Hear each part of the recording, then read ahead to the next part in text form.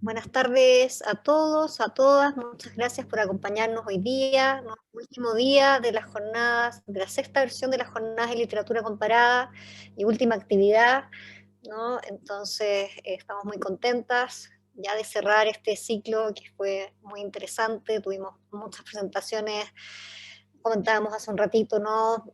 Unas orientadas más a lo metodológico, otras a las humanidades digitales, ¿no es cierto? Otras a cuestiones más teóricas de distintos países, así que cerramos la jornada muy contentas y contentos con todas las actividades y con quienes, ¿no es cierto?, le agradecemos a todos a quienes nos acompañaron como expositores y expositoras y también en la audiencia, por supuesto.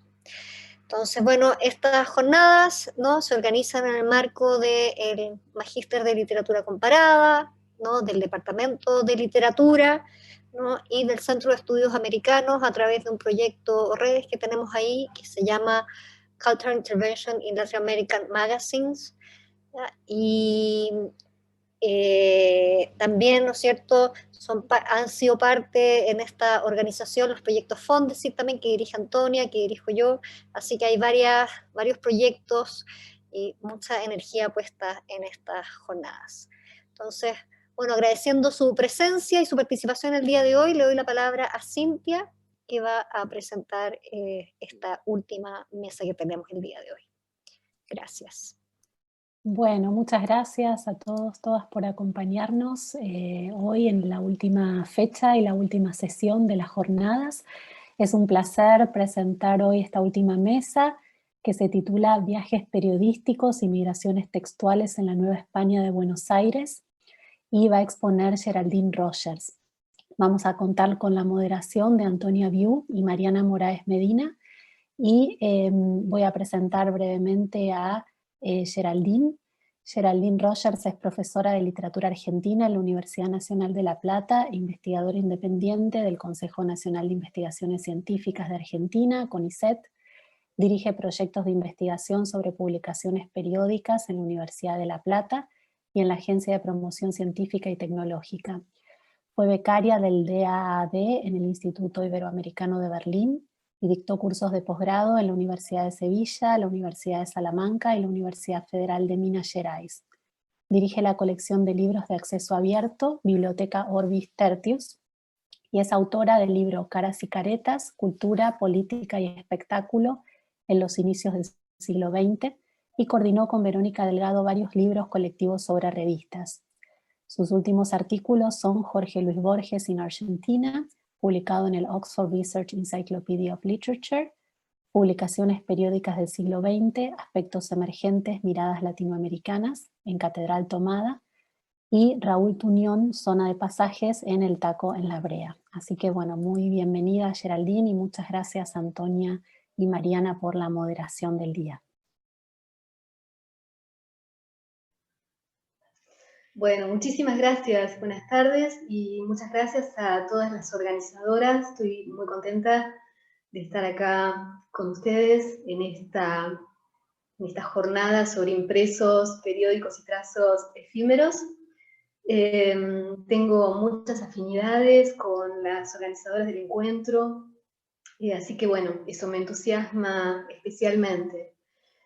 Además, este no es un encuentro aislado, venimos leyendo nuestros trabajos con intereses en común, creando, digamos, un diálogo, y además este año, en septiembre, el instituto donde trabajo, que es el Instituto de Investigaciones en Humanidades y Ciencias Sociales de la Universidad de La Plata y el CONICET, creó un programa que se llama Publicaciones Periódicas y Literatura, que coordinamos junto a Verónica Delgado y del que forman parte, como parte de su comité académico, Antonia y Claudia. Así que, bueno, es una parte más de un diálogo que esperamos continúe durante mucho tiempo.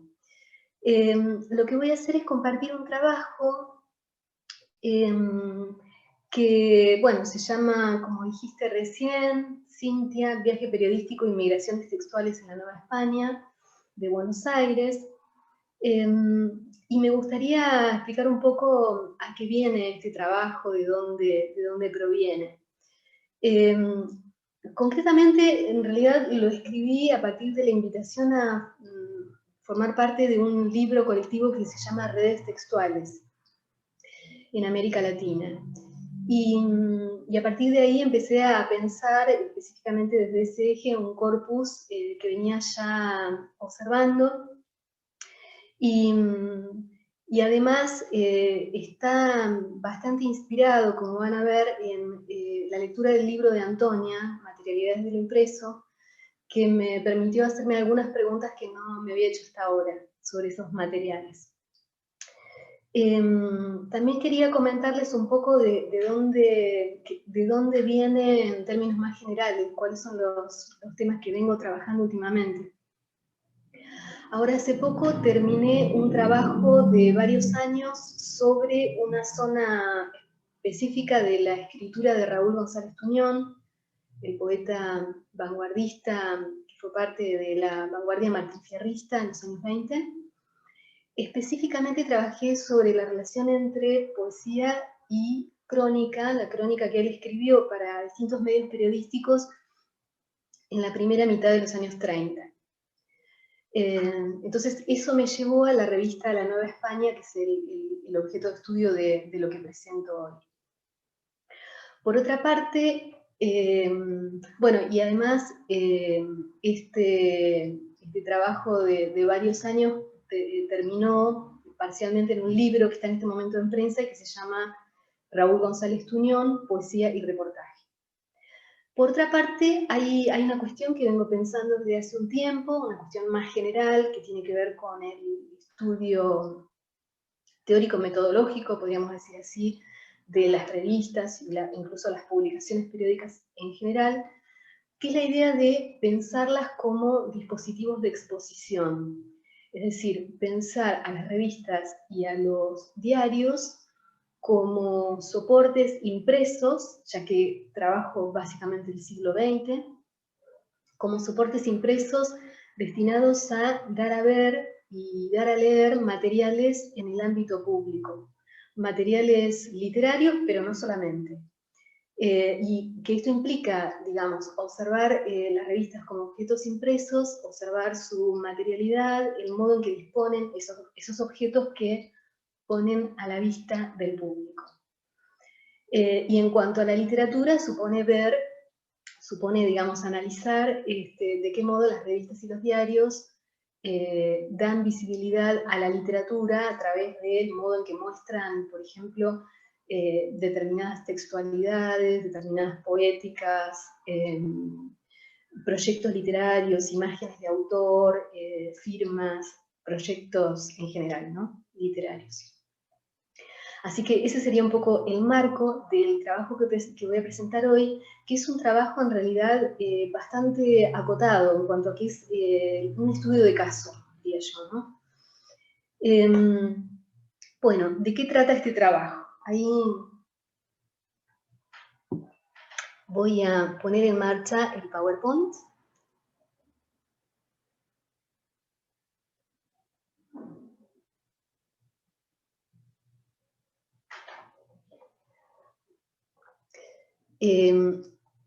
Espero que ¿lo están viendo?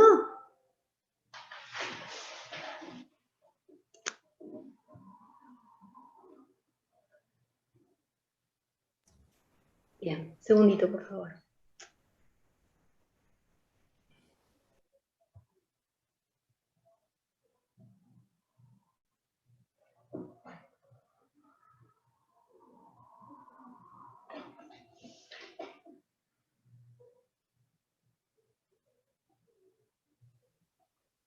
¿Quieres que lo abra yo o...?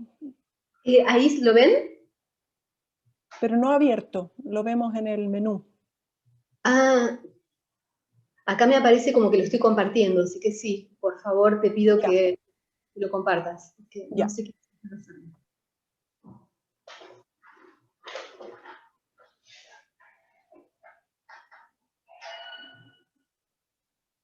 ¿Ahí? Perfecto. Ya. Bien. Ahí está entonces el título del trabajo: Viaje periodístico y migraciones sexuales en la Nueva España de Buenos Aires.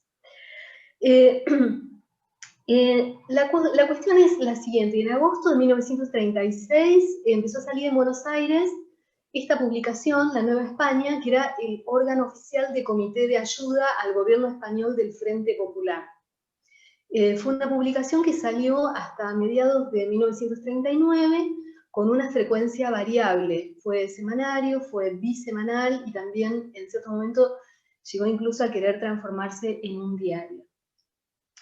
Hay que decir que durante la llamada Guerra Civil Española, en Buenos Aires había, como en muchos otros lugares, un interés muy grande por todo lo que estaba pasando del otro lado del Atlántico, y que ese interés tenía variadas razones. En primer lugar, bueno, como ustedes saben, la composición de los habitantes estaba integrada por muchos inmigrantes, muchos de ellos provenían de España.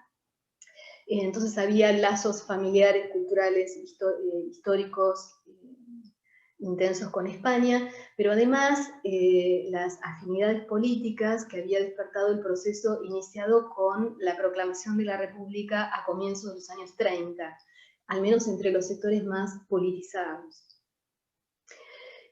Como sabemos, en los primeros meses de 1936 tuvo lugar el triunfo del Frente Popular, la Alianza de Izquierda, pero ese proceso democrático fue interrumpido en el mes de julio de ese año por el golpe de Estado que dio inicio a la Guerra Civil. Según dice Nayal Beans, el especialista en los vínculos entre Latinoamérica y la Guerra Civil Española, las noticias de la Guerra Civil estremecieron a la Argentina entera, dice. Las numerosas páginas dedicadas al conflicto por todos los periódicos argentinos ofrecen un testimonio del alcance de ese estremecimiento que seguiría en pie durante los casi 3 años que duró el conflicto. Bueno, sabemos que esto no es exclusivo de la Argentina, sino que pasó en muchos otros países también, ¿no? Pero bueno, en este contexto fue que muy poquito después de iniciar la guerra, en agosto del 36, empezó a salir en Buenos Aires, y acá podemos ir a la siguiente imagen, La Nueva España, que incorporó a varios escritores periodistas que venían de trabajar en periódicos del circuito amplio y que tenían afinidades con el comunismo. Entre ellos, Ricardo Zetaro, que fue el director de la publicación, y también colaboradores como Raúl González Tuñón, Enrique González Tuñón, María Luisa Carnelli, entre muchos otros. Según una protagonista de esta historia, que es Fanny Edelman, la revista se editó en condiciones difíciles por varias razones. Una de ellas es, bueno, las dificultades económicas, pero no solamente, sino que lo que sucedía es que se editaba en un periodo de persecución política al comunismo. Recordemos que había habido un golpe de Estado en 1930 en Argentina que se había ensañado particularmente con los militantes comunistas. De todas maneras, dice Fanny Edelman, hubo un activo movimiento de solidaridad que superaba todas las dificultades impuestas por esa precaria legalidad en que se vivía en la Argentina y por las dificultades económicas. Se organizaban, por ejemplo, espectáculos musicales, carreras de bicicletas, partidos de fútbol, funciones de cine inclusive, para recaudar fondos para la causa republicana y también para sacar la revista. Ahora, y dice Edelman que la revista alcanzó un tiraje de 60.000 ejemplares, dice ella, jugando un papel trascendental en el movimiento solidario. Ahora, a pesar de la importancia de esta publicación, se trata de una publicación prácticamente desconocida y casi inhallable. Eso es una de las cosas que me generó particular interés. Y de alguna manera estimuló el trabajo de investigación también. Hice un primer relevamiento de esta revista que primer relevamiento en papel, relevamiento parcial también. Es una revista que no está digitalizada y la colección disponible que consulté está incompleta y en precario estado de conservación. A partir de ese relevamiento parcial, lo que se muestra como evidente es que la revista dio visibilidad a la lucha antifascista internacional y también al movimiento de solidaridad local. Dio leer aspectos de lo que pasaba en España, hizo circular ideas y opiniones, mostró formas de organización y promovió la colaboración con la causa republicana. Presentó los escenarios y puso en escena las voces traídas desde diversos espacios de la militancia y desde el campo de batalla. Sus corresponsales adquirieron además protagonismo en la tarea de documentar la guerra desde el lugar de acción y a veces de riesgo. Y justamente mi atención se centró en ese género particular que era el que llevaba la firma de Raúl González Tuñón, que fue quien me llevó a indagar justamente la revista. Ese género era el reportaje o crónica de enviado especial.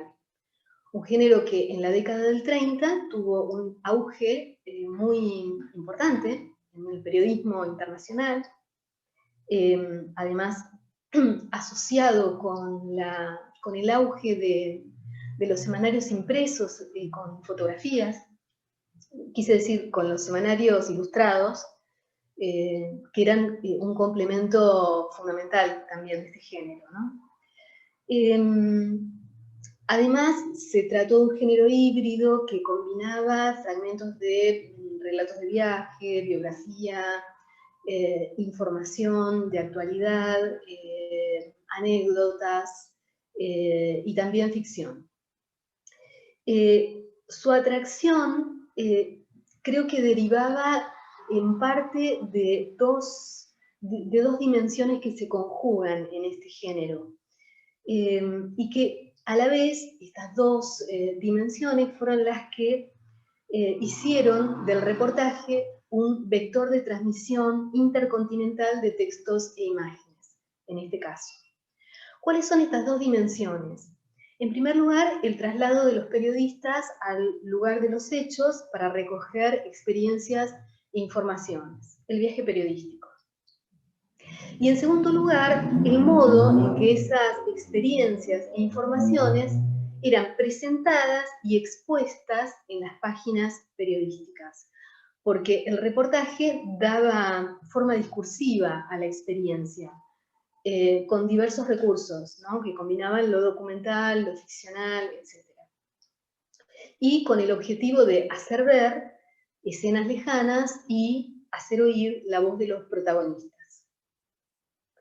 Pero además, el reportaje provenía, y esto es lo que voy a intentar mostrar en este estudio de caso, que el reportaje a veces provenía de la selección, adaptación y reutilización de materiales que habían sido publicados o que habían circulado previamente en otros soportes, lo que favoreció la circulación de textos e imágenes. Así que de esa doble condición itinerante trata este trabajo.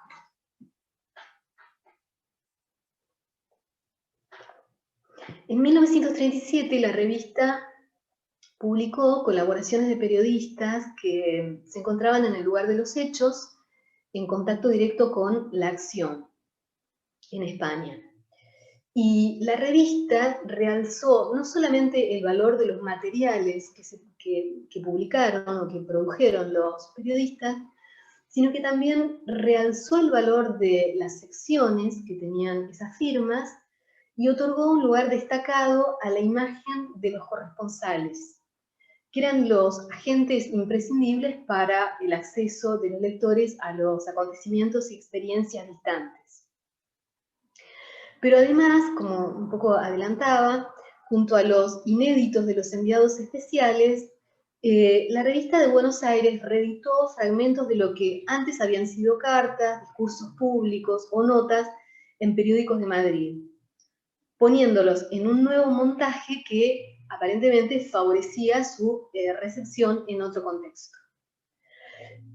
Lo que puede deducirse también es que la red de relaciones personales, intelectuales y militantes, así como el sistema de publicaciones antifascistas y comunistas del que la revista formó parte, propiciaron el intercambio de recursos entre las distintas publicaciones y más allá de las fronteras nacionales.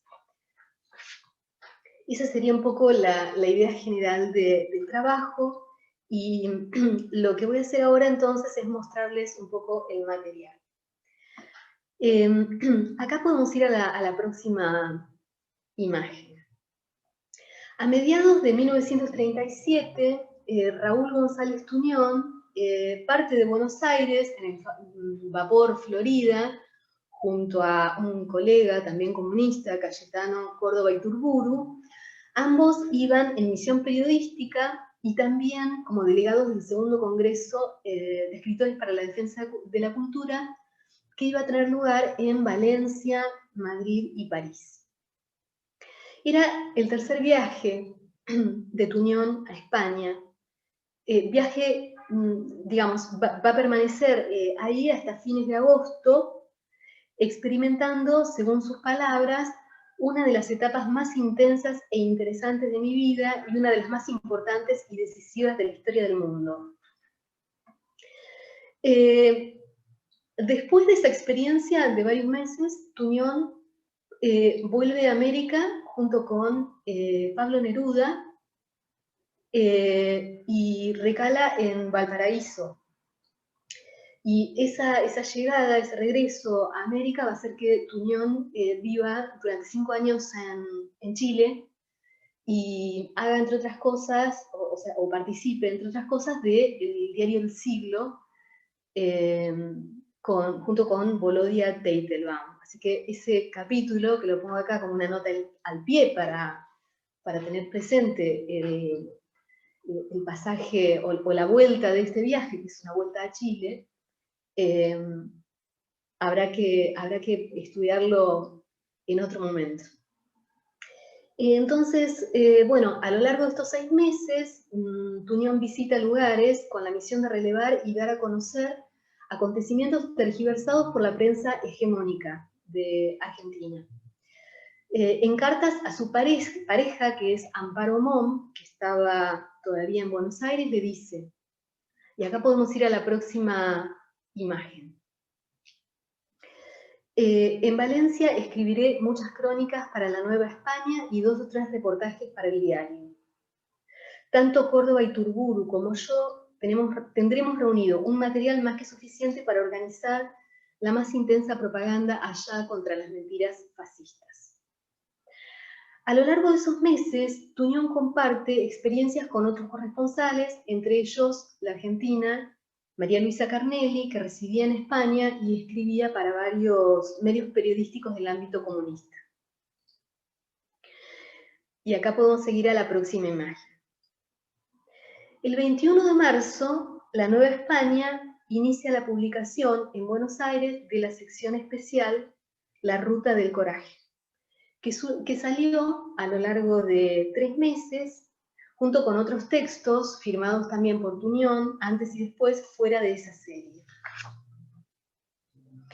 La primera entrega, seguimos a la próxima imagen, se llamaba Desde Barcelona escribe Raúl González Tuñón, y era en realidad una carta privada que la revista de Buenos Aires reproducía como anticipo de las crónicas por venir. Leo algunos fragmentos. Dice, el popular autor de La Rosa Blindada acaba de llegar a Barcelona. Desde allí, por avión, ha escrito a uno de nuestros redactores una carta tan interesante, tan despojada del artificio que podría tener una crónica periodística, que no hemos podido resistir la tentación de hacerla pública para información de nuestros lectores sobre lo que ocurre en España. La carta dice así, y cita, querido amigo, imposible expresar con palabras lo que estoy sintiendo y viviendo. Un pueblo que resiste la embestida del fascismo internacional. Más adelante. Llegamos viniendo de Portbou. Ya verás en mis crónicas los detalles, en las crónicas que enviaré desde Valencia, Mañana o pasado hablaremos por radio para España y América. Estoy recogiendo un gran material para un libro que publicaré a mi regreso, poemas revolucionarios y para crónicas para el diario La Nueva España. Amigo mío, habla con todos los amigos que se entusiasmen más, que trabajen para España y su causa, que colaboren en las tareas de los comités de ayuda y en La Nueva España. Todo lo que se hace es poco, todo lo que se haga será poco. Estoy orgulloso de mi raza española. Hasta pronto. Bueno, esta crónica derivaba de una carta, en realidad, enviada por Tuñón a su pareja Amparo Mon, cuyo nombre es sustituido en la crónica, tal vez incluso por la propia Amparo, que también era periodista y también era comunista, decía, cuyo nombre fue sustituido por un destinatario menos identificable, ¿no? La carta original decía, Amparito habla con todos los amigos que se entusiasmen más, que trabajen por España y su causa, organicen el comité hispanoamericano, traten de llevar mejor gente a los comités de ayuda, sobre todo de la Nueva España. Y hace también unas críticas, en esta carta, hace algunas críticas a la dirección de la revista, cosa que obviamente en la revista no sale. Bien, si vamos a la próxima imagen,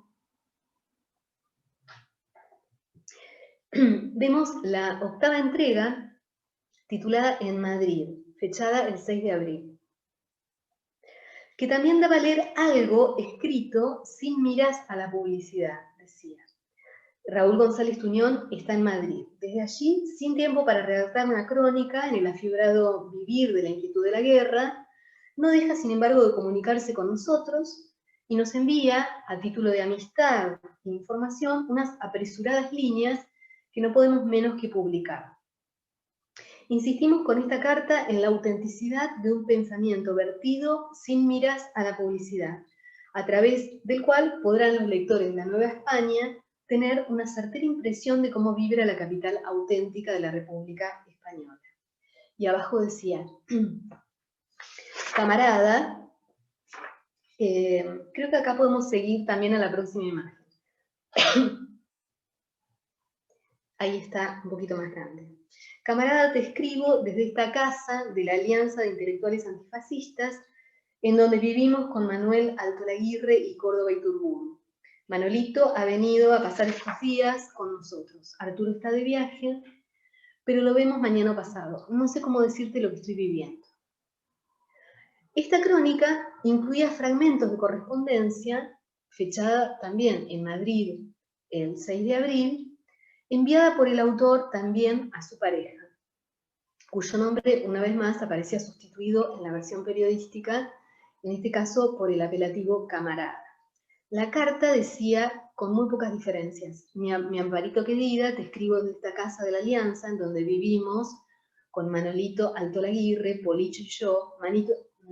Manolito ha venido a pasar estos días con nosotros. Arturo está de viaje, pero lo veremos mañana pasado. No sé cómo decirte lo que estoy viviendo. La destinataria, evidentemente, Amparo Mon, oficiaba de intermediaria entre la Nueva España y su corresponsal. Y Tuñón dejó testimonio explícito de esa colaboración en una carta. Veamos, por favor, la próxima imagen. La carta de Amparo Mon dice, te he escrito muchas cartas con crónicas desde Valencia y desde Madrid. Te adjunto esta que he corregido porque Alberti me la pidió para el Mono Azul. Era la revista, ¿no? En lugar de la otra que te mandé antes, entrega esta para la Nueva España. Desde Valencia te enviaré otra carta con fotografías de nuestras visitas al frente. Recortes de Ahora y Ayuda, que son dos publicaciones españolas, con nuestras crónicas y poemas. Haremos un nuevo número de Mono Azul. Y hay muchos casos como estos, que voy en este caso, saltear. Si pasamos a la próxima imagen, vemos que la Nueva España incluyó además materiales que habían salido previamente en medios periodísticos de la capital española. Carta a la Juventud de Madrid, lo que se ve ahí a la izquierda, es un texto publicado en la Revista de Buenos Aires el 1 de mayo del 37. Y reproducía sin cambios el texto de Tuñón, aparecido pocos días antes, ilustrado y con otro título, ahí se ve Entusiasmo y Fuego, en Ahora, Diario de la Juventud, ¿no? Era una carta crónica que expresaba, bueno, la certeza del triunfo contra el fascismo, hablaba de las virtudes del pueblo español y de la disciplina del ejército, conducido desde poco antes por el comunismo. Y decía también que en los dos textos está esto, la lucha debía ganarse también en Argentina, donde minorías reaccionarias apoyaban a los sangrientos peleles de Burgos, al mismo tiempo que centenares del Comité de Ayuda mostraban, en Argentina como en Uruguay, Chile y Brasil, la solidaridad de los pueblos sudamericanos con la España republicana. Podemos pasar a la próxima imagen y ver otro ejemplo. Cuando los soldados cantan, incluido en la serie La Ruta del Coraje, es publicado el 13 de mayo en Buenos Aires y reeditaba con mínimos cambios la crónica del mismo nombre que 2 semanas antes, en la versión madrileña, llevaba el subtítulo Visita al sector del Jarama. Bueno, en esa crónica Tuñón relataba su experiencia muy cercana, digamos, al campo de batalla, ¿no? Incluso su miedo al pasar, al pasar situaciones como las que estaban pasando los combatientes de extremado riesgo. La versión publicada en Buenos Aires eliminó apenas una frase sentimental, y no incluyó los dibujos que tenía la crónica madrileña, que llevaban la firma del artista gráfico Ramón Peinador Checa, que era, bueno, un famoso autor de carteles e ilustraciones para periódicos republicanos durante la guerra. Otras dos crónicas que podemos ver en la próxima imagen. Vamos entonces a esto que quería comentarles, que también hubo otras crónicas, como son estas que aparecen acá, donde lo que se reedita o reproduce son textos o fragmentos de discursos radiales, ¿no? Por ejemplo, a los catalanes de la Argentina, por la radio de la Asociación en la noche del 15 de marzo, dirigida por Tuñón a los residentes locales, para llamar al activismo en favor de la causa republicana, o la crónica del 4 de abril, que incluía el discurso También nosotros somos España, palabras ante el micrófono de la Generalidad de Cataluña, del 15 de marzo. Bien, una cuestión que estoy recordando acá, que no trabajé específicamente, pero que sería muy interesante trabajar, es la cuestión de los desfasajes temporales, o la cuestión del tiempo de las publicaciones, ¿no? Bueno, eso lo podemos dejar para hacernos algunas preguntas, tal vez después. Bueno, en la próxima imagen podemos ver cómo la revista, el 13 de mayo, incluye en su portada, ahí ven la imagen de arriba a la izquierda, en detalle a la derecha, es una imagen de sus corresponsales de guerra con un epígrafe que los muestra en escena y en primer plano. Ahí se ve a Tuñón con una cara casi de preocupación o de mucha seriedad, junto a su colega, Carnelli. La revista, digo, me parece interesante esto de ver cómo la revista pone en primer plano la figura de los corresponsales, ¿no? Como una suerte de autorrepresentación de la propia revista. El epígrafe dice: los corresponsales de la Nueva España en el frente de Madrid, camaradas María Luisa Carnelli y Raúl González Tuñón, aparecen en esta foto en un lugar cercano a uno de los frentes del centro, presenciando el desfile de un nuevo batallón que marcha a incorporarse a la primera línea de combate. El itinerario de Tuñón coincidió durante varios meses, estos meses que estuve un poco relevando, con el de la reportera argentina que vivía en España, esta que aparece en la foto. Los dos escritores tenían vínculos afectivos. Carnelli estuvo en pareja con el hermano mayor de Tuñón, Enrique González Tuñón. Tenían además en común las convicciones políticas, los dos eran comunistas, y confluyeron también en varios medios periodísticos durante la lucha antifascista. Así que a continuación quiero mostrar un poco algunos materiales de María Luisa Carnelli, cuyo perfil está muy borrado, ¿no? Ha quedado borrado durante muchísimo tiempo, hasta que hace poquito algunas investigaciones, fundamentalmente la de Tania Diz y Florencia Abate, empezaron a recobrar sus contornos como poeta, letrista de tangos y narradora. Carnelli era de La Plata, precisamente. Escribió poesía, una poesía más bien intimista en los años 20, y después se dedicó a escribir letras de tango, algunas cantadas por cantantes famosos como Gardel y otros. Otra de sus facetas poco exploradas es su actuación como periodista en España entre 1935 y 1938. En esa etapa también publicó un libro en Buenos Aires, producto de una investigación periodística en torno a la Revolución Asturiana de 1934 y la represión posterior, ¿no? Que también era el eje del libro, del poemario de Tuñón, La Rosa Blindada, publicado de manera simultánea. Una cosa que me parece particularmente interesante de María Luisa Carnelli es la transformación que se da en este pasaje de la poeta de La Plata a la reportera en España, ¿no?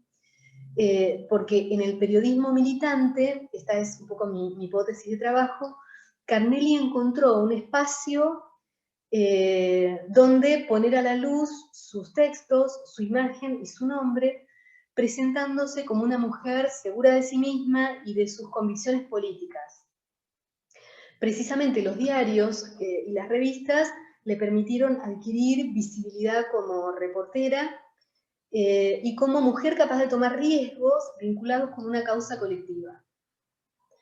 Sin duda, la subordinación que implicaba la entrega a la militancia antifascista, particularmente comunista, parece haber tenido como correlato la posibilidad de afirmarse públicamente y disputar un espacio de relativa paridad con los hombres.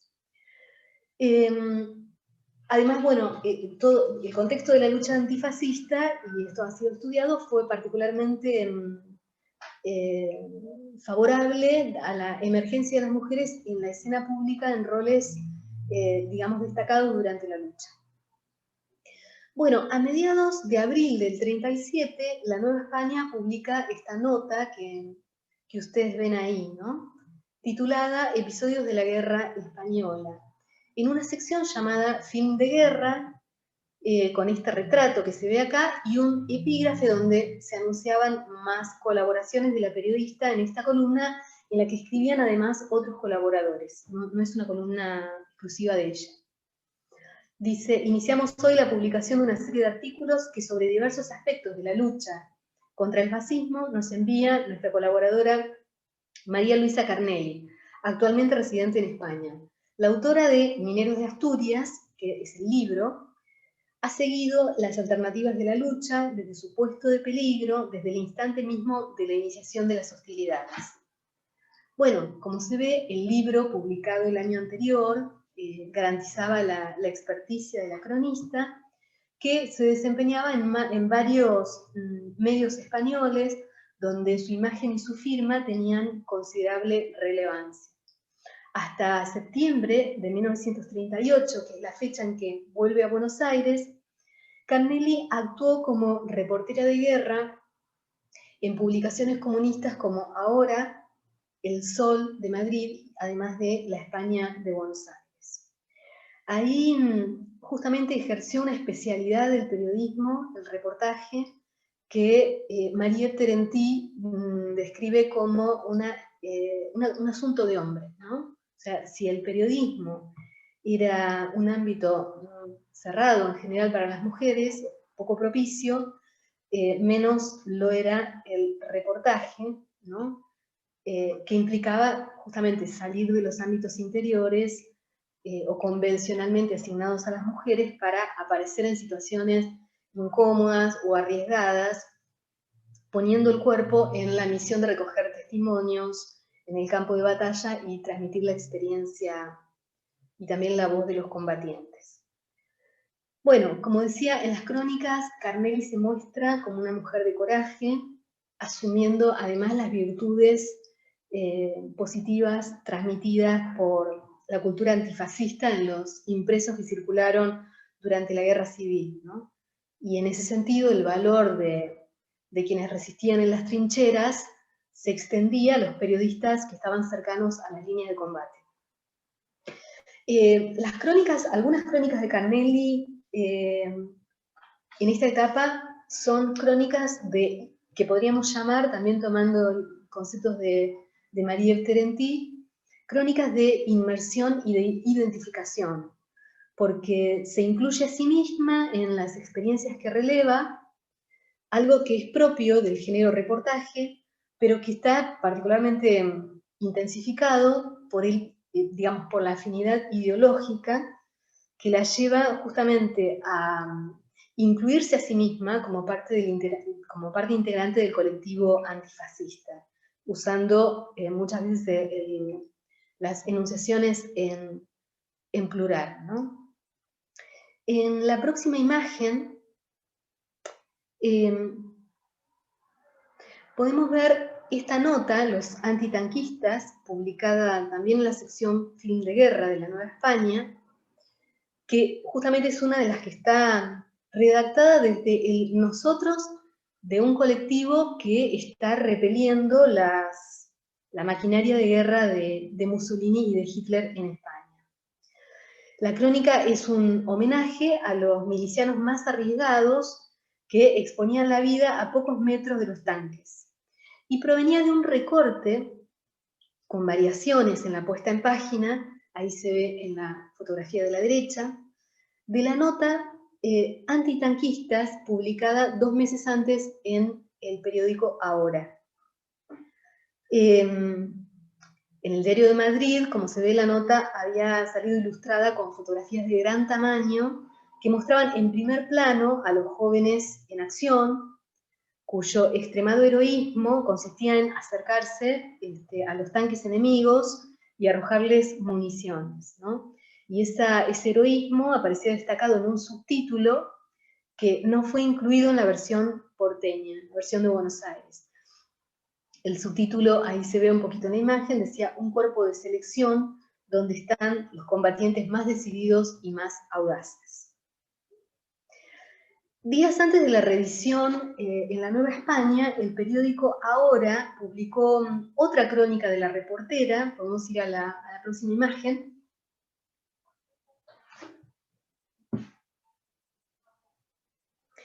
cuyo epígrafe presentaba, decía, el comandante del subsector, el comisario de división, Daniel Paul Gómez, y los escritores y periodistas María Luisa Carnelli y Raúl González Tuñón.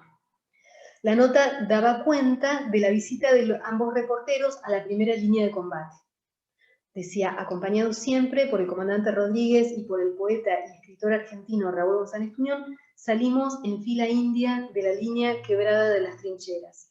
Nos aguarda un espectáculo magnífico, decía la nota de Carnelli. Al segundo batallón de andaluces de la Brigada 36 acaban de suministrarle los nuevos equipos. Salud a los jóvenes campesinos del sur que luchan aquí en Madrid para reconquistar la tierra querida. Semanas después, otra foto de ambos reporteros ilustraba la página principal, digamos, la portada de La Nueva España, que es la que aparece ahí a la izquierda. Y decía, en un lugar cercano a uno de los frentes del centro, presenciando el desfile de un nuevo batallón que marcha a incorporarse a la primera línea de combate, ¿no? Con una afinidad muy evidente entre las dos imágenes. Bueno, hasta acá el material que seleccioné para mostrarles, y donde lo que, digamos, me parece más importante como primeras conclusiones es de la observación particular de este material, las prácticas editoriales de selección, montaje y revisión que activaron desplazamientos materiales y simbólicos, ¿no? Y cómo fue el viaje de los corresponsales, pero también la movilidad de las formas textuales, la que activó la circulación dinámica de palabras e imágenes entre España y Argentina, ¿no? Así que bueno, de alguna manera creo que el estudio del detalle, de cómo era producida concretamente, o cómo una puede deducir que eran producidos los materiales, me parece que dice varias cosas interesantes acerca de, bueno, de la construcción, ¿no? De los procedimientos de construcción, o permite imaginar y permite hacerse preguntas también acerca de por qué se seleccionaba algo y no otra cosa, o de qué manera se daba la puesta en página para exponer esos materiales, por ejemplo, en Buenos Aires, de manera diferente o similar a como sucedía en España. Me parece que a partir de ahí se puede seguir estudiando bastantes cosas sobre, además, los procesos que hacen que la circulación genere también lecturas diferenciadas, ¿no? De acuerdo al lugar por los que circulan estos materiales, ¿no? Es decir, me parece que son, por un lado, materiales que muestran elementos en común, digamos, puestos en común por esta circulación, y al mismo tiempo muestran las diferencias, muestran o hacen preguntarnos acerca de las diferencias de la recepción, ¿no? Pensar, como dice Antonia también en sus trabajos, cómo se ensamblaron, ¿no?, estos elementos en los impresos, ¿no?, con temporalidades dadas por las prácticas de las que formaron parte. Pensar los textos en las tramas móviles en que se hicieron y rehicieron, ¿no? Pensarlos como entrelazamientos dinámicos y variables. Y, bueno, evidentemente, también ver esos detalles pone a la vista algo que ya sabemos, pero que me parece que en general no forma parte de nuestra formación en general en letras, que es pensar la dimensión colectiva de la producción, ¿no?, de estos textos. Así que bueno, hasta acá un poco lo que quería contarles, y después quedamos abiertas al diálogo. Termino diciendo también algo que les comentaba a Mariana y a Antonia, que es que el título de la exposición alude a dos cuestiones de las que yo mucho no conozco, digamos, no soy especialista, que es la cuestión de los viajes y la cuestión de las migraciones textuales. Así que, bueno, tengo expectativas acerca de los aportes que me va a traer a mí este diálogo.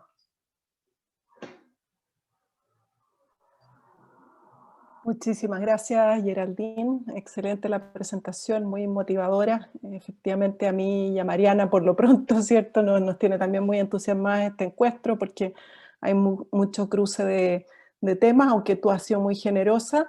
Aquí hay mucha gente que estudia revistas, pero los que no hayan trabajado tan directamente con revistas, Geraldine ha cubierto casi todas las temáticas en relación a las revistas, pero es imposible estudiar visualidad en revistas sin ir a los trabajos que ella y Verónica Delgado han hecho y compilado en La Plata. Así que ella plantea aquí el diálogo, pero yo estoy muy contenta de poder conversar con alguien que admiro mucho y hace mucho tiempo. Así que, dicho eso, no sé, Mariana, ¿te parece si parto con una pregunta yo? Sí, perfecto. Bueno, me encanta el trabajo, ¿cierto? Me parece genial estos desplazamientos, estas migraciones que tú mencionas, de lo público a lo privado, ¿cierto? O sea, más bien de lo privado a lo público, y todas las operaciones que hay allí, y lo que se da a ver, que es parte de tu trabajo, ¿cierto? Con las revistas como dispositivos de exposición. Y me llama la atención, bueno, comparándolo con cosas materiales con los que yo me he encontrado, que efectivamente aquí tú trabajas con revistas que digieren otras revistas, diría yo, ¿cierto? Pero no está el tema de la traducción, por ejemplo, ¿cierto? Son revistas españolas, entonces puedes ver de manera mucho más clara cuáles son las transformaciones textuales que ocurren ahí. También a simple vista me da la impresión que ocurre lo que yo también he observado bastante, que las imágenes tienden a desaparecer, ¿cierto? Tienden a desaparecer o a disminuir mucho. Y hay otra cosa interesante que aparecía en una de las primeras crónicas que estabas comentando, que yo estoy viendo en una revista ahora, y que no he encontrado una mejor manera de nombrarla que Exordio, ¿no? Que es un trabajo, es como una tipología editorial, o sea, una forma de hacer edición, ¿cierto? Desde los editores, al presentar un recorte, ¿cierto? Pero dándose a ver como editores, ¿no?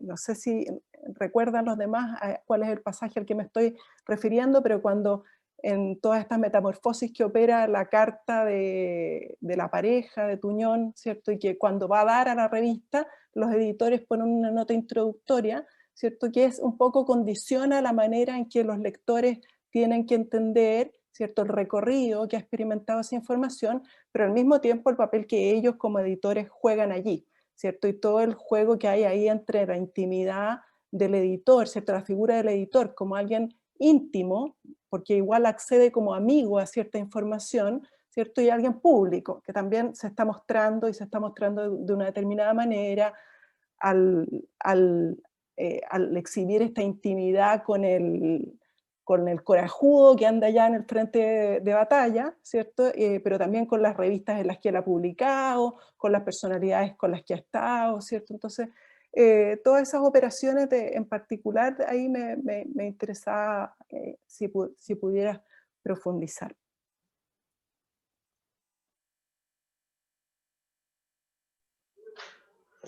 Bueno, no sé si voy a poder profundizar, pero me hace pensar cosas.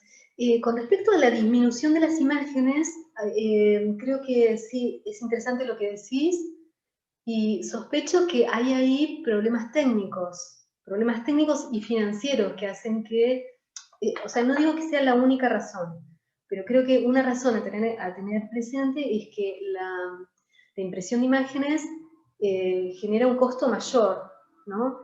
Y además posiblemente generara un problema de traslado mayor que el de los textos, imagino, ¿no? No conozco, me falta conocimiento sobre los procedimientos técnicos, ¿no? De reproducción de imágenes, como para saber cómo era esto, ¿no? Pero llegué a pensar que esa era una de las razones, ¿no?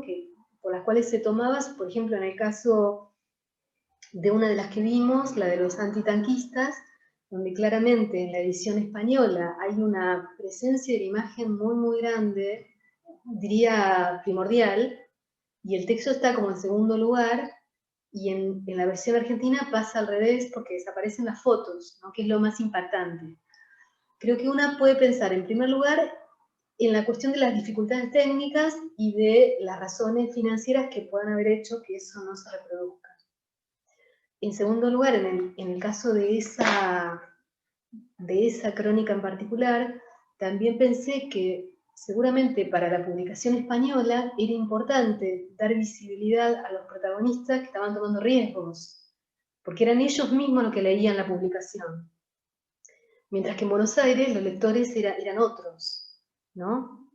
Entonces, ahí también hay otra razón, pensar en los lectores, ¿no? Que recibían ese material, pero creo que es todo todo un trabajo interesantísimo de hacer en torno a la cuestión de las imágenes. La presencia y la ausencia. Y con respecto a lo otro que decís, esto del exordio y la presentación del editor, me parece sumamente interesante. Me parece también como toda una puerta para abrir y pensar en estos procedimientos a través de los cuales la propia revista se muestra a sí misma, al mismo tiempo que muestra aquello que está tratando de relevar, que es la guerra, ¿no? Es, creo, un fenómeno del periodismo, ¿no? Esto de incorporar una dimensión autorreferencial, ¿no? Como parte como un rasgo periodístico, ¿no? Que tiene que ver también con mostrar la gesta, en este caso, ¿no? Así que, bueno, eso es lo que puedo pensar a partir de lo que me decís, pero creo que abre a muchas cuestiones. Y también me lleva a otra cosa que me parece importante, que es todo lo que surge de mirar estos objetos desde la mirada de la materialidad y del estudio de las revistas, y del estudio de cómo se editan los textos, es decir, de las textualidades mismas, que me parece que genera un desplazamiento respecto de lo que fue el estudio tradicional de las revistas como, bueno, órganos de transmisión de ideología o de conformación de grupos, es decir, que por supuesto son miradas fundamentales, pero creo que estas miradas que traen, digamos, las herramientas acerca del estudio del objeto mismo y de los procedimientos mismos de construcción a partir de las prácticas editoriales, permite mirar otras cosas que también forman parte o se vinculan con las cuestiones ideológicas, las cuestiones de otro tipo. Eso creo que es algo como que por lo menos a mí me interesa mucho de estas nuevas miradas acerca de los objetos. Porque creo que hasta hace un tiempo atrás uno diría, una soy yo en este caso, no me voy a meter a estudiar esta revista, que es una revista comunista, yo no soy una especialista en comunismo, digamos, o en historia de las ideas, por lo tanto es algo que me resulta ajeno. Pero dejando un poco de lado esa cuestión sobre la que no sé como especialista, creo que hay otras cuestiones que son también iluminadoras y que también pueden confluir con los estudios de, bueno, de historia de las ideas o de las ideologías y ser también un interesante aporte. A eso me llevó también lo tuyo, ¿no? Pensar estos pequeños detalles de cómo un editor se presenta a sí mismo a la hora de hacer un recorte y mostrarlo.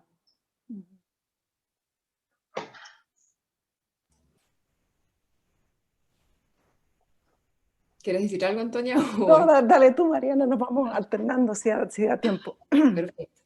Bueno, yo las escuchaba y pensaba en esto de la migrancia de los textos entre ustedes dos, para empezar, y pensaba en cómo, ahora Geraldine decía que ella no es especialista en revistas comunistas, en historia de las ideas y demás, pero justamente la primera valoración que se me ocurre hacer de esto es cuán iluminadores para justamente las publicaciones antifascistas de esta época este tipo de enfoque, ¿no? A mí me pareció, lo primero que me sorprendió de tu texto, Geraldine, es justamente eso, ¿no? ¡Wow! O sea, qué giro, o sea, sumamente bienvenido y que faltaba a lo que son este tipo de publicaciones, mirarlas como justamente, ¿no? Soportes, mirar los procedimientos editoriales. Creo que es un súper aporte. O sea, vos en tu trabajo por ahí tomás algunos textos de Vince y su equipo que tienen este proyecto hermoso, bueno, que creo que ya está terminado, de Hispanoamérica y la Guerra Civil Española, que ha aportado mucho, creo yo, a acercarnos al fenómeno de la recepción, sobre todo por el trabajo de archivo que tiene, ¿no? De compilación y un trabajo crítico, pero me pareció fascinante cómo tu enfoque viene como a enriquecer justamente eso, ¿no? O sea, abrir camino ahí, en esto de estudiar, por otra parte, este gran mito movilizador político y social que fue el antifascismo, ¿no? en el Cono Sur. Entonces me parece súper atinado mirar procedimientos, prácticas editoriales, me encantó encontrarlo. Por otra parte, algo que me gustó mucho, viniendo un poco desde la literatura de viajes, que tú también decías, no soy especialista en literatura de viajes o en viaje, me parece sumamente provechoso otra declinación que propones de la escritura de viaje en alianza con la prensa, que es algo que me parece que se ha estudiado poco. O sea, si bien se ha recurrido a la prensa para mirar como fuente, ¿no? Para sacar algún relato de viaje, creo que este trabajo como más desde la materialidad es bastante también bastante nuevo. Y lo otro que me encantó, vinculado también o mirando este tema de las alianzas con la escritura de viaje, es el tema de las mediaciones, ¿no? O sea, de la mediación específica de evento bélico o guerra, y mediación específica también de utopía social, ¿no? Entonces, hago esta pequeña introducción porque en realidad mi pregunta, mi comentario, que va a tener como 3 modulaciones o 2, más o menos, si la resumo, a ver si me hago entender, tiene que ver con eso, ¿no? Me interesa mucho últimamente la figura del corresponsal, y me parece que vos con este trabajo justamente te metiste ahí. Es decir, cómo se construye la figura del corresponsal latinoamericano, ¿no? En un momento muy peculiar, en un momento de gran tensión, creo yo, con lo que es la propaganda, ¿no? O con lo que es también, que aparece por ahí en tu texto, la prensa hegemónica, la prensa, ellos decían también la prensa asalariada, ¿no? O bueno, este inicio de las agencias internacionales de prensa. Entonces, digo esto porque me resultó sumamente interesante una publicación que se llama La Nueva España, ¿no? En un momento en el cual había, en términos de sistema y de textualidades, ¿no? Convivía con otros textos que hablaban de la Nueva Italia, la Nueva Alemania, ¿no? Y una vez muerto, perimido esta Nueva España, o que se transforma en España peregrina, surge la Nueva España de Franco, que también ahí tenemos viajeros, corresponsales y cronistas, ¿no? Entonces me parecía como bien interesante esas tensiones entre un periodismo que aparentemente va a buscar la verdad en un momento en el que hay una cortina ya o un telón que nos habla de la sospecha, ¿no? O de que no toda la información estaría llegando, pero al mismo tiempo en tu presentación no apareció algo que sugeriste, pero en el texto estaba, y con Antonia lo comentamos, el que aparezcan crónicas falsas, crónicas fraudulentas, o bueno, de hecho lo que ustedes mismas estuvieron comentando recién, estas operaciones de montaje, reciclaje y editoriales nos dejan ahí en el borde de la manipulación o el recorte o transformación de la verdad, ¿no? Entonces comento esto porque a mí una de las preguntas que me dejaba tu texto es, ¿pero qué concepción de periodismo tenía la gente de la Nueva España? O sea, se concebían más como un órgano de propaganda, ¿no? También pensando en Tuñón. Tuñón ¿qué es? Es un periodista propagandista militante, ¿no? Hay mucha cosa ahí en el medio. Eso por un lado. Y por otro lado, o sea, aparte de la concepción del periodismo que maneja Nueva España, algo más concreto que me interesa a mí, que tiene que ver con la concepción del periodismo de guerra que maneja Nueva España. Y digo esto porque por allí aparece el tema del espectáculo, y ahora lo vi más claro en una de tus imágenes con Carnelli. La sección en la que ella publicaba se llamaba El film de la guerra, ¿no? Entonces, también me hizo como mucho sentido. Hay como mucha crítica en torno a la guerra, mucha teoría, perdón, en torno a la guerra, presentándola como espectáculo, ¿no? La espectacularidad de la guerra. Yo pensaba cuando leía tu texto, Susan Sontag, ¿no? Justamente culpa a los corresponsales de eso, ¿no? Ella dice que el transporte del sufrimiento ajeno, que es la guerra, es como una larga construcción de siglo y medio que debemos a estos turistas especializados que son los periodistas. Entonces me quedé pensando un poco eso, ¿no? Si esta publicación y estos corresponsales dialogan con esa idea de la guerra como espectáculo, o con el teatro de la guerra, que de hecho ya ahora creo que ya es hasta una metáfora fosilizada, ¿no? Kittler habla mucho justamente de esta imagen de la guerra como simulacro y tal. Y cierro este comentario, perdón, porque me quedé pensando en que Tuñón también fue a otra guerra muy cercana, pero en Latinoamérica, ¿no?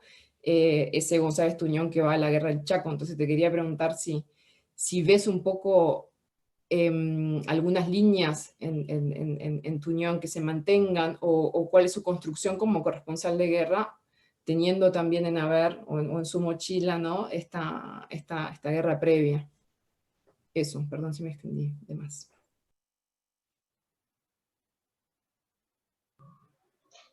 No, al contrario. Con respecto a lo último, creo que, bueno, la cuestión del periodismo, ¿qué idea del periodismo militante surge? Habría que primero hacer un relevamiento más completo de la propia revista, que yo, digamos, lo que relevé es muy fragmentario. Entonces, lo que tengo a mano, de hecho, fui a ver la revista para rescatar los textos de Tuñón. Eso fue lo que hice. Y en el camino me encontré con Carnelli, y entonces rescaté algunas cosas de Carnelli también, pero lo que tengo completo es lo de Tuñón. Porque estaba interesada, venía del interés en esta figura. En realidad, en esa búsqueda me encontré con la revista que me pareció fascinante y quisiera tenerla toda para poder estudiarla toda, porque me parece como imperdible, y me pregunto cómo puede ser que esto no lo tengamos para verlo, ¿no? De manera más, bueno, palpable, porque hay tantas cosas ahí.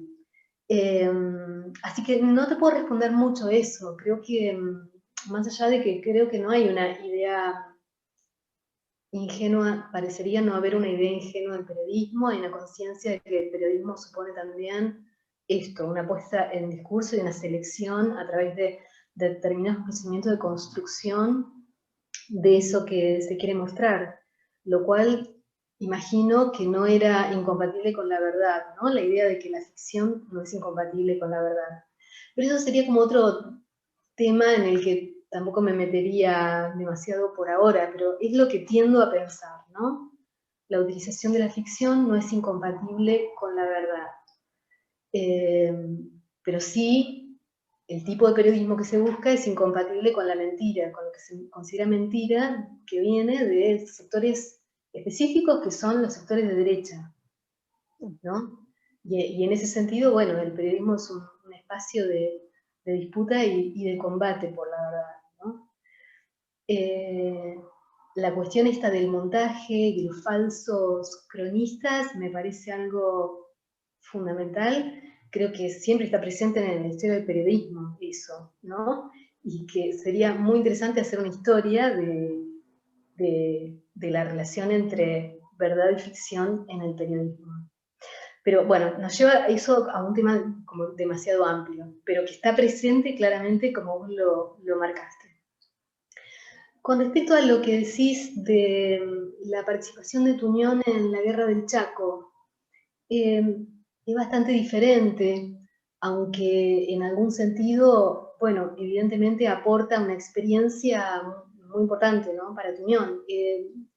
Recuerdo, Tuñón fue en el año 32 al Chaco, viajó como corresponsal del diario Crítica, que era un diario sensacionalista y muy popular de Buenos Aires. Viajó sin posibilidad de tomar una decisión acerca de cuál iba a ser la línea editorial de esas notas. La línea editorial de las notas ya estaba predeterminada por el propio diario, que había tomado partido por Paraguay. En realidad la Guerra del Chaco fue un enfrentamiento, como sabemos, entre Paraguay y Bolivia, en el que estaban implicadas empresas petroleras, y el diario Crítica fue invitado por Paraguay y con una perspectiva ya muy marcada pro-paraguaya. Las crónicas del Chaco tienen ciertos rasgos muy típicos del periodismo sensacionalista, ¿no? La presencia de, bueno, los relatos con el subrayado de elementos dramáticos, macabros, etc. Es muy sesgada ideológicamente, aunque Tuñón también tiene como una disputa ahí entre cómo seguir la línea marcada por el diario pro-paraguaya y al mismo tiempo mantener una posición antibélica que es muy, muy concreta en esas crónicas. Cuando Tuñón se va del diario Crítica, explicita una mirada muy autocrítica con respecto a su participación en esas crónicas. O de alguna manera lo que explicita es una mirada diferente acerca del conflicto, ¿no? Y lo piensa más bien como un conflicto de intereses imperialistas. Lo que evidentemente le dio fue, bueno, una importante experiencia como reportero de guerra, ¿no? Las crónicas de España son bastante diferentes, están menos marcadas, mucho menos marcadas, muchísimo menos marcadas por los géneros tradicionales del periodismo de guerra, están muy infiltradas por lo poético. Eso también ha sido señalado por un especialista que forma parte del grupo de Niall Beans, que es Jesús Cano Reyes, que trabajó la crónica de Tuñón en España y que justamente pone en evidencia esta interpenetración entre lo poético y lo periodístico en las crónicas de Tuñón. Así que hay como mucha libertad en ese sentido, ¿no? En el Tuñón de España es muy diferente. Y evidentemente cuando hace ese periodismo, hace el periodismo que quiere hacer, que es un periodismo militante. Así que digamos que hay afinidades, pero también grandes diferencias en un tipo de crónica y la otra. Y bueno, creo que, no recuerdo si algo más dijiste muchas cosas. Dije muchas cosas, perdón. Antonia, me entusiasmé, Geraldine, perdón. Antonia creo que tiene otra pregunta. No, Sí, muchas cosas para mí muy interesantes. no, para mí también, porque como la Mariana lo mira desde la historia también, siempre son contrapuntos muy interesantes. Yo quería preguntarte algo que nos lleva un poquitito más a algo más general que lo que has expuesto hoy día, pero que tiene que ver con tu trabajo, ¿cierto? Que es de nuevo este tema de las revistas como dispositivos de exposición. Y tú hablas de las trayectorias y los desvíos, ¿cierto? Es un texto muy interesante porque un poco constituye una metodología de estudio para las revistas, ¿cierto? Es una aproximación de cómo enfrentamos ese problema que está enunciando la Mariana, ¿no? De ciertos aspectos de las revistas que son invisibles para los historiadores, ¿cierto? Son absolutamente invisibles. Entonces la Geraldine propone este tema de que las revistas son verdaderas arquitecturas de sentido, ¿no? que se van estructurando mediante secciones, ¿cierto? Que se dan a ver de una serie de maneras que van proponiendo trayectorias de sentido, pero que son trayectorias profundamente contradictorias a veces, que son trayectorias que muchas veces también los lectores pueden transformar, ¿cierto? Y dar otra visión. Y creo también, y no quiero sobreinterpretarte, pero me da la impresión de que podríamos como tener, ahí hay un interés común en algo que a mí me parece muy interesante viendo las revistas, y que es esta dimensión semiótico-material, ¿no? Que va más allá de las intenciones de los sujetos que estructuran la publicación, ¿cierto? Es decir, que hacen un ordenamiento y deciden cómo ellos quieren que se lea algo, y también más allá de cómo los lectores nos apropiamos, ¿cierto? de esas materiales que están expuestos ahí y le damos ciertas rutas de sentido, ¿cierto? Y creo que tiene que ver con ese tema que tú decías, que yo tampoco me siento tan conocedora, ¿cierto? Que es las tecnologías, ¿no? Entonces, muchas veces cuando hay solo historiadores, y como no es el caso hoy, ¿cierto? Uno se inhibe de decirlo, pero es un tema casi como más humanista, ¿cierto? De pensar que las revistas mismas, en tanto materialidades, tienen también sus propias trayectorias de sentidos que se pueden activar, ¿cierto? Por eso hablo de semiótica material, o sea que ahí hay un sentido que uno le puede dar precisamente a una revista en la precariedad de su disposición, ¿cierto? Tú decías, bueno, disminuyen las fotos, sí, hay menos fotos, no tenemos idea por qué sucede eso, a lo mejor, ¿cierto? ¿Cuáles son las técnicas que sabemos que es necesario que hayan anuncios? Los anuncios tienen toda una lógica de sentido de la publicidad que escapa ampliamente a las intenciones de los editores, porque las primeras publicidades además son muy precarias, son clichés de imprenta que venían de otras partes, o sea, que tienen todo un mundo de sentidos propios. ¿Ah? Entonces, eso te quiero preguntar, como, ¿qué importancia le ves tú en este cruce, ¿no? entre lo editorial, entre las trayectorias de sentido que pueden ser deliberadas, muy humanamente deliberadas, lo que pasa con los públicos lectores, las audiencias, pero también lo que pasa con las tecnologías que se vuelven significantes, las tecnologías que tienen su propio, que hoy a lo mejor en los tiempos actuales a nadie lo sorprende, pensar como la inteligencia de las máquinas, por proyectarlo muy al futuro. Pero en este tiempo también estamos hablando de tecnologías, ¿cierto? Y de tecnologías que significan. Entonces eso es como una inquietud que me gustaría saber si tú compartes, si la has pensado, si te atraviesa también. La he pensado a partir de leerte. No la había pensado antes, pero creo que sí, que hay ahí toda una dimensión para pensar, ¿no? Por ejemplo, concretamente con este material, aparecía la cuestión que de alguna manera nombré muy rápidamente en la exposición, la cuestión del tiempo, ¿no? El tiempo, el texto que se recorta de una publicación española aparece después. ¿Cuánto tiempo después? ¿Por qué aparece ese tiempo después? Evidentemente ahí hay cuestiones que tienen que ver con la tecnología, con la comunicación, con cómo llegaban esos materiales, que inciden en el tiempo en que se publica del otro lado del Atlántico, ¿no? Si recién hablábamos de las crónicas de Tuñón en el Chaco, cuando Tuñón va como cronista al Chaco y se publican en el diario Crítica sus crónicas, la serie de crónicas, que son varias, se llaman Crítica en el infierno del Chaco, se empiezan a publicar cuando él vuelve.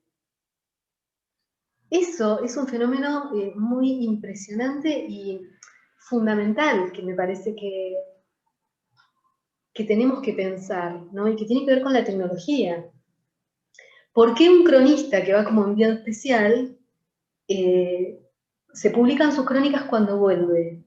Evidentemente ahí está, imagino, la intención del periodismo de mostrarse como un periodismo moderno que publica en caliente lo que está sucediendo en ese mismo momento y que se encuentra con las limitaciones de la tecnología que impide eso que hoy para nosotros es de todos los días, ¿no? La simultaneidad temporal.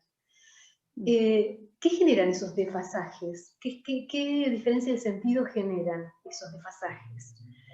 Lo que he pensado al respecto, por ejemplo, en el caso de las crónicas de Tuñón en el Chaco, es que la crónica periodística casi que se transforma en otro género, que es la novela de guerra, ¿no?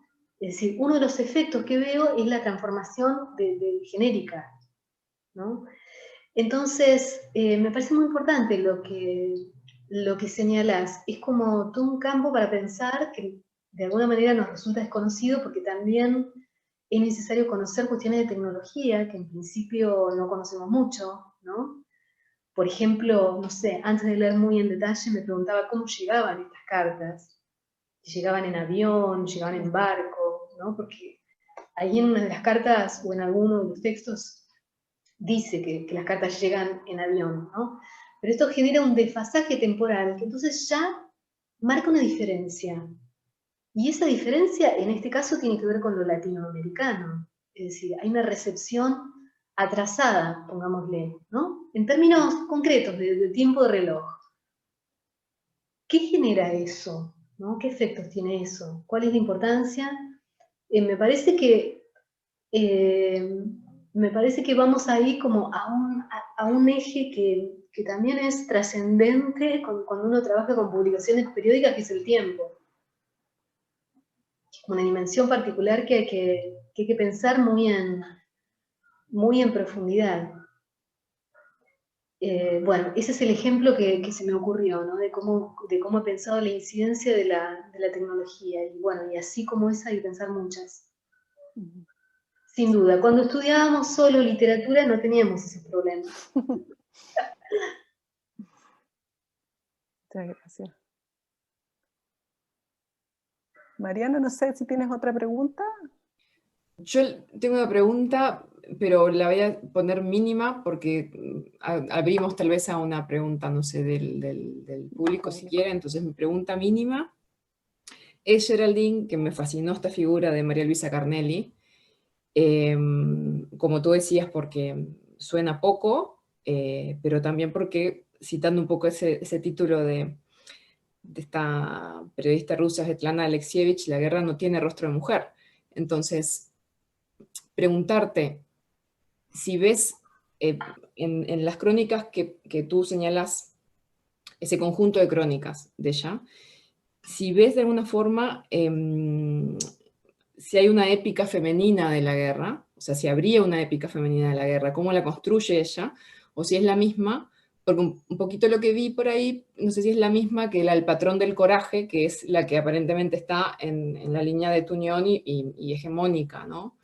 Entonces, preguntarte por eso, pensando si podría haber una suerte de historia omitida de la guerra, que es la de la mirada femenina, si la hay en María Luisa o no.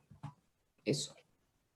Para responderte rápidamente, vuelvo a decir que, digamos, mi relevamiento, como empezó con Tuñón, lo que tengo completo es lo de Tuñón. Lo de Carnelli es un relevamiento parcial, pero lo que sí veo, digamos, que no me da eso que tengo como para dar una respuesta más que aproximativa. Lo que me llamó muchísimo la atención es la presencia de la figura femenina en la revista. Es muy impresionante. Tiene que ver, evidentemente, con la centralidad de la figura femenina en la guerra civil, ¿no? Con distintas modalidades, la militante, la madre sufriente, la madre protectora, la madre víctima, la figura de Dolores Ibarruri, que es como muy central y se publica también textos de ella en la Nueva España, llamando a la militancia y la participación de las mujeres. Sí, ahí hay como todo un enorme capítulo que tiene que ver con la participación de las mujeres en la guerra. Y bueno, conociendo más en profundidad esa dimensión, habría que ver específicamente si se puede decir algo distinto acerca de la Nueva España o no. Pero evidentemente la centralidad de las mujeres es muy impactante. No solamente en los textos, sino también en la iconografía. Aparecen muchísimas fotografías de mujeres participando en distintas instancias de organización, sindical, de organización antifascista, tanto en la Argentina como en España, ¿no? Así que bueno, ahí hay todo un capítulo, sí, fascinante realmente. Finalmente, también una de las cosas que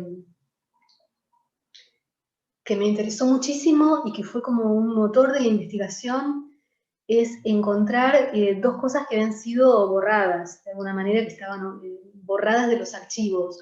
Uno era la revista antifascista misma, que como decía es prácticamente desconocida y por alguna razón no está prácticamente en los archivos. Creo que la razón no es casual, de alguna manera creo que se siente como un borramiento de una parte de la historia argentina muy comprometida con una lucha antifascista. Y en segundo lugar, la centralidad de la figura de las mujeres, particularmente en este caso una reportera cuyo protagonismo también fue borrado. Así que eso además me parece como unos motivos particularmente importantes para hacer investigaciones a propósito de estos materiales, y de otros en general, ¿no? Buscar, rastrear por las historias borradas, que son muchas, son muchas. Bueno, tenemos algunas preguntas del público. Antes, con los minutos que nos quedan, no quiero dejar de mencionar a una de Michelle. No sé, Michelle, si la quieres decir tú a viva voz o... Hola, oye, dale las gracias porque ha sido una instancia tremendamente interesante. Y preguntarle, bueno, lo que escribí ahí, ¿verdad? La migrancia de estos textos e imágenes entre España y Buenos Aires siguió a su vez circulando en otros lugares de Sudamérica. No sé si tienes algún antecedente de eso, Geraldine, si es que habrán circulado también a lo mejor hacia Chile, pensando en el contingente de personas que llegaron a Valparaíso, por ejemplo, a lo que aludías al principio, me parece, en las redes también que había, eso, básicamente, o se quedaron en Buenos Aires. Bueno, no lo conozco, pero seguro que también circularon por otros lugares. Creo que es parte de la historia que habría que hacer, ¿no? Rastrear esos materiales que por ahí, bueno, no están disponibles a la vista, pero hay que buscar y que justamente, bueno, por esta pregunta tuya, ¿no? Que trae justamente los vínculos no solamente entre Argentina y España, sino cómo esos vínculos también operaron a su vez vínculos a nivel sudamericano. Creo que ese trabajo que es parte de lo que, bueno, también ha hecho el grupo de Niall Beans, pero bueno, hay que hacerlo. Sí, no, muy bonito. A partir de tu pregunta también, me preguntaría si esta revista circuló en Chile, por ejemplo. ¿Puede que esta revista esté en algún archivo de Chile o no? Eso es una pregunta que me hacía hoy y sería interesante conocer, ¿no? Sí, eso mismo también estaba pensando y a propósito también de lo que decías de las tecnologías y el tiempo en que se demoraban, ¿verdad?, en circular los artículos y las mismas revistas y los periódicos, ¿verdad?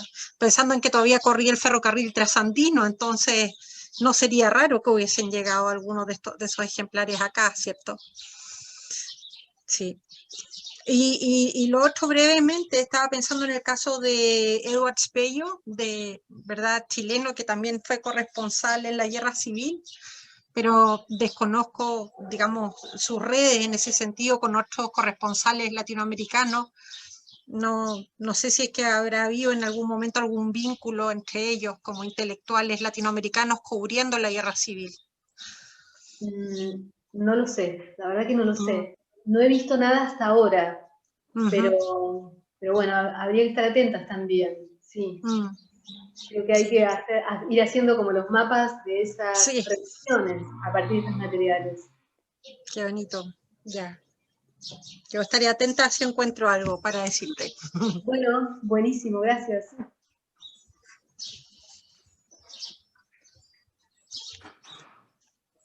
No sé si hay alguna otra pregunta. Bueno, estamos en el tiempo, estamos un poco pasaditas. También yo creo que no hay preguntas porque fue muy redonda tu exposición, Geraldine, y muy interesante. Así que ha sido un agrado escucharte y un lujo tenerte aquí cerrando la última sesión de la jornada de literatura comparada, que fueron bien accidentadas, pero gracias a la gestión de Claudia y de todos los colegas que han apoyado y los estudiantes, ¿cierto?, ha sido un éxito para nosotros. Así que recordarle a todos que si no pudieron estar en todas las ocasiones, vamos a empezar a difundir los videos a partir de diciembre, pero no sé, le dejo la palabra a Claudia para que pueda decir algo más, si quiere. Bueno, sobre los videos, vamos primero a confirmar que todas las personas que expusieron están de acuerdo con que los videos se suban, y ahí nos vamos a ver si los subimos a la página donde está el programa, y si no, en el Facebook del Magíster, ¿no? De todas maneras, mandamos ahí un correo avisando. Y nada, agradecer, Geraldine, la tremenda presentación. Obviamente el tema también me convoca mucho por la crónica. Me parece súper interesante, ¿no? Esa crónica militante, ¿no? El periodismo militante. Y nada, bueno, le agradezco a todos y a todas los que nos han apoyado en la gestión, en la audiencia, en la participación, las preguntas, y nada más que decir, ¿no? Muchas gracias a Cintia también, que estuvo ahí apañando mucho la organización, con Antonia, ¿no? Y bien, eso, me despido, muchas gracias, que estén súper bien. No sé, Antonia, que te estás asomando ahí, ¿quieres decir algo? No, Quizás me solamente falta decir algo. agradecer a Mariana, que se nos fue, agradecer a Mariana también su aporte al diálogo y todas las perspectivas, ¿cierto? Que son súper enriquecedoras y que seguramente vamos a seguir proyectando hacia el futuro. Gracias, y gracias, Geraldine. Nos entusiasmaste mucho, como habrás visto. Bueno, te agradezco muchísimo, me encantó este diálogo, y bueno, que sigan los diálogos, que realmente son que muy sigan. estimulantes para mí también. Así que gracias. Un gusto. Hasta luego. Gracias, chao. Chao. Seguimos en contacto. Muchas gracias. Chao, gracias. Chao. Gracias.